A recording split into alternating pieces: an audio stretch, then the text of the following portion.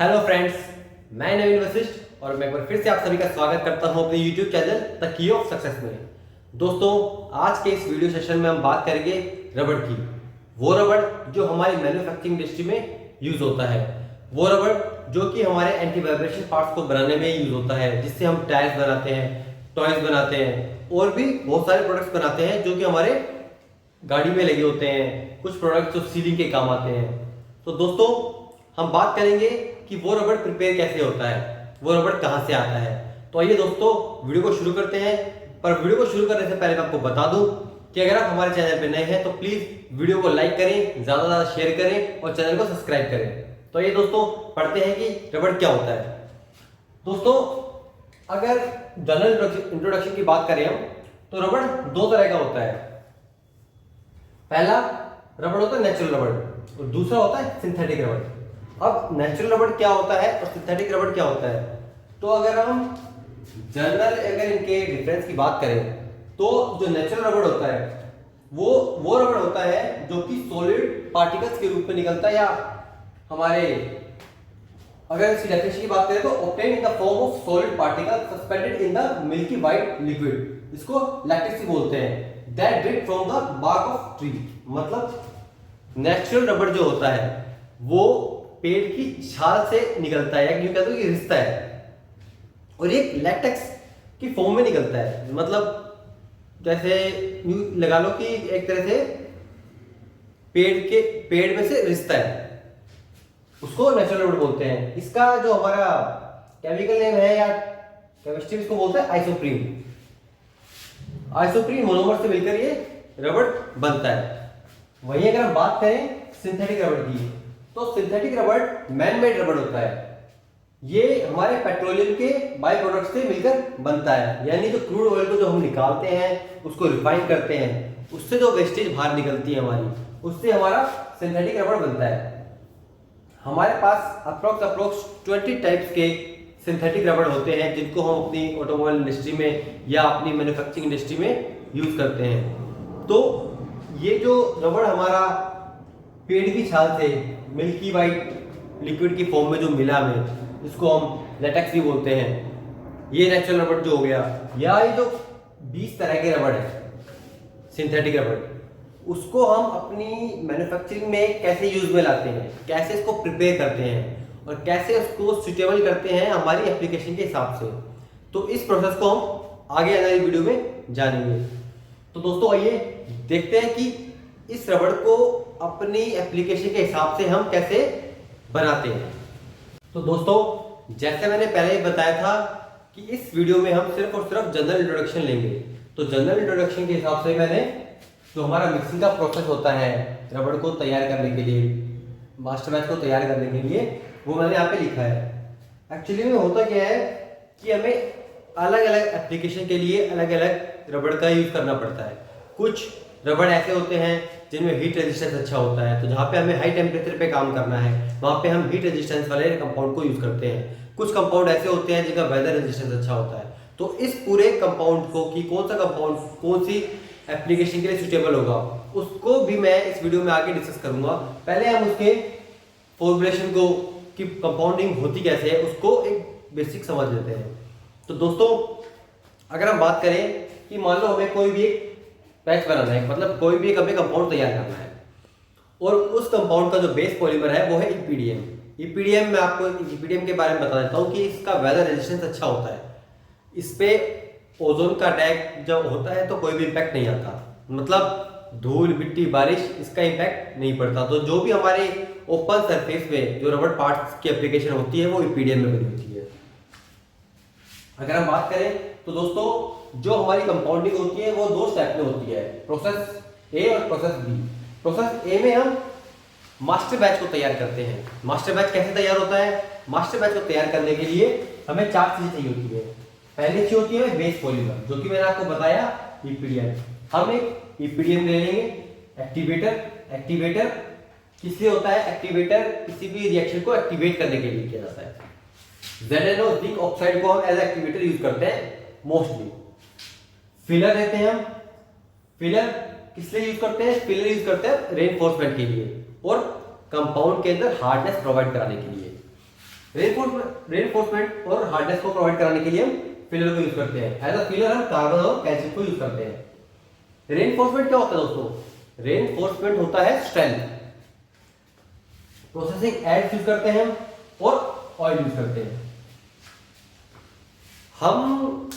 हमें जो भी हार्डनेस बनानी होती है, जो भी हमारे ड्राइंग का स्पेसिफिकेशन होता है, उसके हिसाब से जब हम कंपाउंडिंग तैयार करते हैं तो हमें फाइनल पार्ट की हार्डनेस दी गई होती है, रबड़ पार्ट की। तो उसी के हिसाब से हम बेस पॉलीमर को ऐड करके उसकी हार्डनेस को मेंटेन करते हैं। ये जो हमारा प्रोसेस ए का जो मिक्सिंग है, मास्टर बैच जो मिक्सिंग है, वो नीडर में की जाती है। जब हमें कार्बन जो होता है, मेनली इसका पर्पस ये होता है कि वो उस बैच में, उस कंपाउंड में हार्डनेस को प्रोवाइड कराता है। हमारे पास अलग अलग ग्रेड के कंपाउंड होते हैं, वो भी अलग अलग एप्लीकेशन के हिसाब से यूज किए जाते हैं, जैसे 230, 220, 330, 550, 660, 770। तो हमारी हार्डनेस और हमारी केमिकल प्रॉपर्टीज या फिजिकल प्रॉपर्टी को देखते हुए कार्बन की और बाकी एक्टिवेटर्स की और प्रोसेसिंग एड्स की सिलेक्शन की जाती है। तो क्या होता है, सबसे पहले मैस्टिकेशन प्रोसेस होता है। सबसे पहला प्रोसेस होता है मैस्टिकेशन। मैस्टिकेशन क्यों होता है? मैस्टिकेशन का मतलब होता है दोस्तों, हम बेस पॉलीमर को नीडल के अंदर गूंथते हैं। मास्टिकेशन को अगर मैं सिंपल वर्ड में लूं तो जैसे कि हमारा आटे को गूंथते नहीं है, वैसे ही हम बेस पॉलीमर को गूंथते हैं और उसको तब तक गूंथते हैं जब तक उसमें लमसम ना बनने लगे, मतलब गांठें ना पड़ी हो। जैसे आपने देखा होगा, जब एक प्रॉपर गूंथा हुआ आटा होता है, उसको मैस्टिकेशन प्रोसेस ही बोलते हैं। जब मैस्टिकेशन प्रोसेस पूरा हो जाता है, उसके बाद उसके अंदर एक्टिवेटर मिलाते हैं। एक्टिवेटर, उसके अंदर सिर्फ फिलर्स, कार्बन या कैल्शियम मिलाते हैं, प्रोसेसिंग एड्स मिलाते हैं, ऑयल मिलाते हैं। अब ठीक है, फिलर का तो पर्पस हमें पता लग गया, एक्टिवेटर का पता लग गया। ऑयल का क्या पर्पस होता है दोस्तों? ऑयल का पर्पस होता है किसी भी कंपाउंड की हार्डनेस को मेंटेन करना और उसके बीच वल्कनाइजेशन प्रोसेस को इंप्रूव करना। तो ऑयल की क्वांटिटी को लेकर हम किसी भी कंपाउंड की हार्डनेस को बैलेंस कर सकते हैं। ऑयल ज़्यादा, वही वाली बात है कि पानी ज़्यादा मिला दोगे तो आटा ढीला हो जाएगा। आपको पूरियाँ बनानी है तो पानी कम डालो, कम डालेंगे तो आटा टाइट बनता है और टाइट आटे की पूरी अच्छी बनती है। तो वही सेम प्रोसेस हमारा कंपाउंडिंग में होता है। जब हमारा नीडल के अंदर प्रोसेस ये हो जाता है और हमारा मास्टर कंपाउंड बैच तैयार हो जाता है, कार्बन मिक्सिंग बैच तैयार हो जाता है, तो उस पूरे के पूरे बैच को हम रोलिंग मिल के ऊपर ले जाते हैं। तो दो चीजें निकल कर आई है, जो हमारा प्रोसेस है वो नीडल के ऊपर बनता है और जो प्रोसेस बी है हमारा वो मिक्सिंग मिल के ऊपर बनता है। अब मिक्सिंग मिल में क्या होता है? मिक्सिंग मिल में हम एज इट इज हमारे कार्बन मिक्सिंग बैच को डाल देते हैं और उसके ऊपर हम एसिलेटर्स डालते हैं। एसिलेटर्स में कुछ एज पर रिक्वायरमेंट कि हमारे उस पार्ट की एप्लीकेशन क्या है, जो हमारा पार्ट बनेगा उसमें जो कंपाउंड यूज होगा उसकी केमिकल प्रॉपर्टीज क्या होनी चाहिए, फिजिकल प्रॉपर्टीज क्या होनी चाहिए, उसके हिसाब से हम नंबर ऑफ एसिलेटर्स डालते हैं। ये 2, 3, 4, 6, 8 कितने भी हो सकते हैं। कार्बन मिक्सिंग बैच होता है हमारा, जो कि हमने प्रोसेस ए में तैयार किया। एसिलेटर्स होते हैं, सल्फर होता है। अब देखिए दोस्तों, आपको पता है कि जो हमारा रबड़ है वो क्योरिंग प्रोसेस के थ्रू के बनता है, मतलब इसमें क्योरिंग की होती है। एक पर्टिकुलर टेम्परेचर पे उसको पकाते हैं, तभी हमारा जो रबड़ है हमारी एप्लीकेशन के काबिल बनता है। तो ये जो सल्फर होता है वो एज अ क्योरिंग एजेंट बनता है। मतलब क्या है कि जो सल्फर होता है हमारा वो उस कंपाउंड में क्योरिंग का काम करता है और हम एसिलेटर्स डालते हैं और इसको एक प्रॉपर मिक्सिंग देते हैं।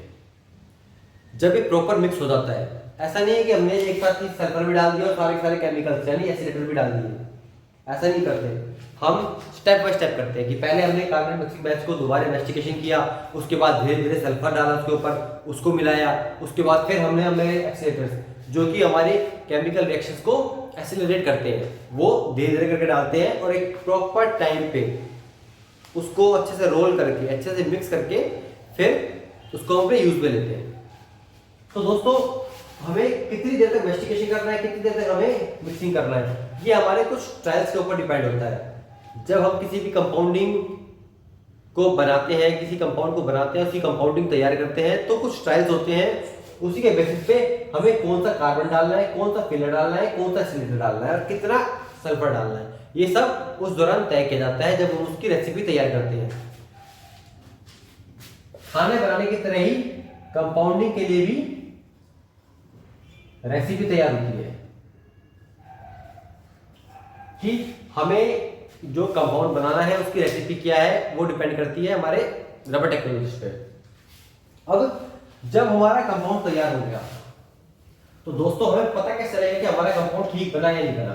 तो उसके लिए कुछ क्राइटेरिया दिया होता है ड्राइंग के अंदर कि अगर मेरा कंपाउंड बना है तो उसकी कुछ फिजिकल प्रॉपर्टीज होती है और कुछ टेस्टिंग रिक्वायरमेंट्स होती है जो कि हमारी ड्राइंग के अंदर मेंशन होती है। अगर मैं प्रॉपर्टीज की बात करूं तो हार्डनेस हो गया, टेंसाइल स्ट्रेंथ हो गया, इलोंगेशन एंड ब्रेक हो गया, ठीक है। अगर मान लो टेस्टिंग की बात करूं तो मान लो अगेन भाई कि अगर मान लो हीट में मैंने रखा है, हीट रेजिस्टेंस है तो कितना है, कितनी बेयर कर सकता है, उसकी ड्यूरेबिलिटी कितनी है, स्टैटिक डायनेमिक क्या है उसका, तो ये सब उसकी टेस्टिंग होती है। ये सब हमें ड्राइंग में दिया होता है कि हमें उस पार्ट से क्या चाहिए। अच्छा दोस्तों, मैंने कंपाउंडिंग कर ली, अब मैं इसको करूँगा क्या? तो कंपाउंडिंग करने के बाद मैं इसको एक डिजायर्ड शेप दूंगा और डिजायर्ड शेप देने के लिए मेरे पास मोल्डिंग प्रोसेस होता है।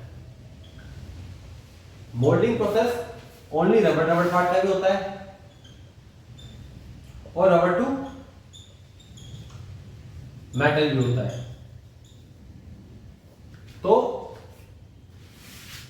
अगर मुझे सिर्फ रबर का पार्ट बनाना है तो वो रबर मोल्डिंग में आता है, अगर मुझे मेटल के साथ को बोल्ड कराना है तो rubber to metal bold part होता है। तो अब ये मोल्डिंग प्रोसेस क्या होता है इसको हम नेक्स्ट वीडियो में डिस्कस करेंगे। आज हम सिर्फ और सिर्फ बेसिक इंट्रोडक्शन कर रहे हैं कि कंपाउंडिंग कैसे होती है, किस किस प्रोसेस से होकर मिलती है। और अब हम डिस्कस करेंगे कि हमारी एप्लीकेशन के हिसाब से कौन सा कंपाउंड हमारे लिए सुटेबल है। तो उसके लिए मैं आपके साथ एक शीट शेयर करने वाला हूं जिसमें कि कंपाउंड का नाम और उसकी सुटेबल कंडीशंस लिखी हुई है। तो आइए दोस्तों शीट पे चलते हैं और देखते हैं कि कौन सा कंपाउंड हमारी कौन सी प्रॉपर्टी के लिए सुटेबल होता है। तो फ्रेंड्स, जैसा कि आप टेबल में देख सकते हैं कि टेबल में एक तरफ ऊपर की ओर कॉमन नेम लिखे हुए हैं कि कौन कौन सा सिंथेटिक रबड़ या जो भी नेचुरल रबड़ है या कोई सा भी रबड़ है उसका नाम क्या है, और दूसरे कॉलम में लिखा हुआ है उसकी प्रॉपर्टीज़। जैसे कि अगर मैं कॉमन नेम में मैं बात करूं तो लिखा हुआ है नेचुरल रबड़, SBR, EPDM, नियोप्रीन, SCM। और अगर मैं दूसरी कॉलम में देखूं तो वहाँ लिखा हुआ है केमिकल नेम, यानी नेचुरल रबड़ का केमिकल नेम क्या है, पॉलीआइसोप्रीन। नोमेनक्लेचर उसको NR से हम रिप्रेजेंट करते हैं। Relative cost 1। अब यहाँ पे 1 का मतलब क्या है दोस्तों? 1 का मतलब है कि अगर हम 1 किलो नेचुरल रबड़ लेते हैं तो उसकी कॉस्ट मान लो अगर 1 रुपया है, तो अगर वहीं पे हम NBR अगर 1 किलो लेते हैं तो उसकी कॉस्ट इससे 1.5 गुना हो जाएगी। ACM की कॉस्ट 3.5 मल्टीपल हो जाएगी। CR की कॉस्ट 1.5 मल्टीपल हो जाएगी। तो ये रिलेटिव कॉस्ट है इसकी। अगली प्रॉपर्टी है दोस्तों हार्डनेस।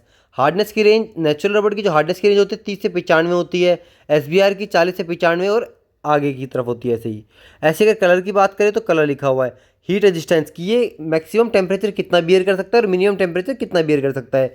तो ये कुछ कॉमन और बेसिक प्रॉपर्टीज़ होती हैं दोस्तों, जिनको देखते हुए हम अपनी एप्लीकेशन को देखते हुए रबड़ का सिलेक्शन करते हैं कि हमारा कंपाउंड हीट रेजिस्टेंस है तो हम कौन सा कंपाउंड यूज़ करेंगे, हमारे कंपाउंड में हार्डनेस चाहिए तो हम कौन सा कंपाउंड यूज़ करेंगे। इस तरीके से बाकी प्रॉपर्टीज़ को देखते हुए जैसे कि टेंसाइल स्ट्रेंथ, ड्यूरेबिलिटी, स्टैटिक, इन सब प्रॉपर्टी को देखते हुए हम अपने कंपाउंड का सिलेक्शन करेंगे कि हमारी एप्लीकेशन के लिए कौन सा कंपाउंड हमारे लिए सूटेबल होगा, जो कि हमारे लिए किफ़ायती भी हो।